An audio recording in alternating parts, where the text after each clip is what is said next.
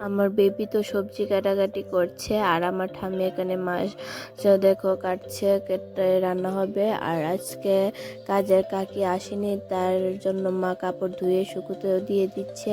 আর আমার বেবি দুপুরবেলা বাবার সাথে বাজারে গিয়েছিল কমলা আনতে। তো খুবই ভালো লাগে, তো আমাকে একটা দিয়েছে, ও দুজনকে একটা দিয়েছে, ভাইকে একটা দিয়েছে, তারপর ও একটা রেখেছে, সবাইকে দিয়ে তারপর ও খাবে। আর তোমাদের ভিডিওটা যদি ভালো লাগে তাহলে একটু লাইক এন্ড সাবস্ক্রাইব করে দিও।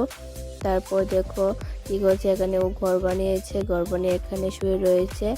যেই দেখেছে যে আমি ভিডিও করছি তারপর উঠে দৌড়ে দাঁড়িয়ে পড়েছে।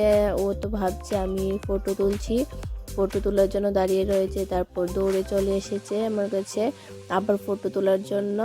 তো দেখো এখানে দাঁড়িয়ে রয়েছে, ফটো তুলছে, তারপর ঘরটা ও ভেঙে দিচ্ছে। দেখো, তো আজকে ব্লগটা এখানে শেষ করছি।